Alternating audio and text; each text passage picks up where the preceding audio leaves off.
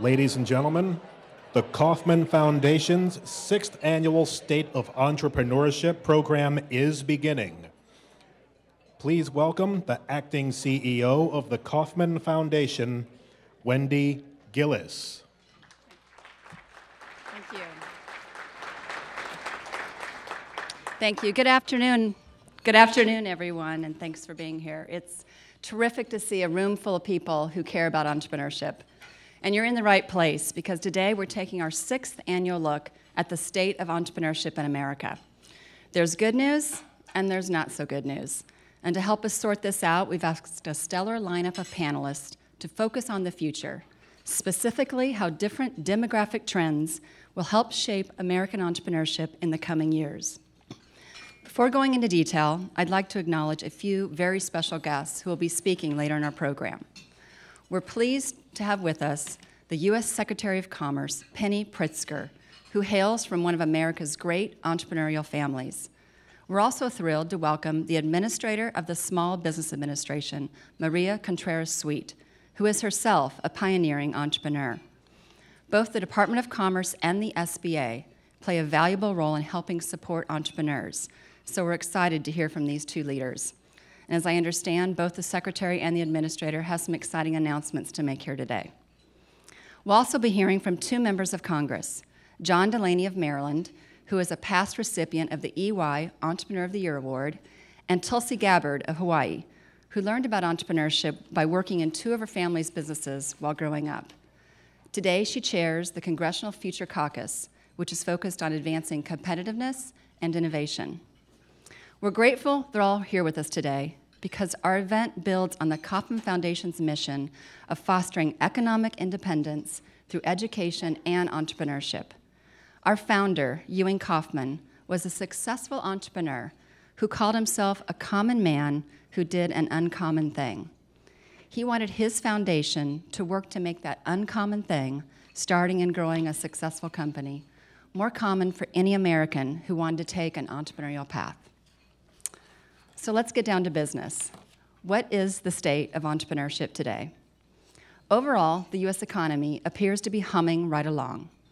Job creation has returned to the levels of the 1990s, unemployment is way down, and even the Federal Reserve, in its most recent statement, sounded pretty optimistic about the economy.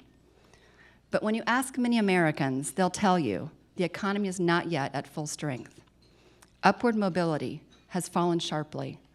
Millions of people have left the labor force and likely won't be returning. And finally, we're getting less bang from our fast-growing companies. Across the board, the American economy appears to be getting less dynamic. My background is in journalism, and this is what we call burying the lead. The headline numbers look good, but when you dig a little deeper, something's not quite right. The United States doesn't just need economic growth. We need economic renewal. We need renewed mobility, a renewed notion of shared prosperity. We need a renewed sense of possibility. And the best way to bring about that renewal is entrepreneurship, the creation and growth of new firms. You likely already have heard the numbers. New and young companies account for almost all the net new jobs in this country. In fact, they account for most of the new jobs in other countries too. And startups are responsible for the lion's share of innovation. Only entrepreneurs can create the millions of jobs we need for our future. Only entrepreneurs can renew the dynamic and innovative spirit that has made America great. And again, the headline numbers look good. Venture capital funding and angel investment have surged in the past few years.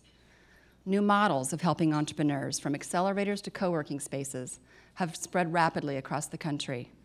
Pop culture has even caught on. The primetime TV show Shark Tank attracts 7 million viewers every week, and Mattel has introduced an entrepreneur Barbie. Now, some of you may not consider that progress, but I used to work at Mattel, and I can tell you that these kinds of things are symbols to millions of people. Scratch a little deeper, though, and concerns about American entrepreneurship start to emerge. For one, new business creation dropped like a rock during the recession, falling 31%, which is the largest drop in the last 40 years. The recovery in entrepreneurship has also been slow. Only last year did we finally climb back to pre-recession levels. And finally, access to capital is still difficult. Over half of young companies who applied for credit last year were turned down. We can renew the American economy by stimulating a new era of entrepreneurial growth. This year, the Kauffman Foundation is overseeing an initiative on this topic by bringing together researchers and policy experts to focus on what is needed to renew entrepreneurial capitalism. Research and policy experts are valuable, but entrepreneurship can be a slippery thing to capture. And without good data, it's hard to get a handle on it. We're proud to call both the Census Bureau and the SBA partners in the effort to improve data on entrepreneurship and the economy. As part of Kauffman's new entrepreneurship strategy, we will be working more intentionally than ever to support communities, including in Kansas City and others, to boost their entrepreneurial ecosystems. We also want to identify the best-in-class entrepreneurship support organizations and help them scale so they can serve even more entrepreneurs. Now, we wouldn't do any of this if we weren't intensely optimistic about the future of American entrepreneurship. And we're optimistic because of the demographic trends that are the focus of today's event.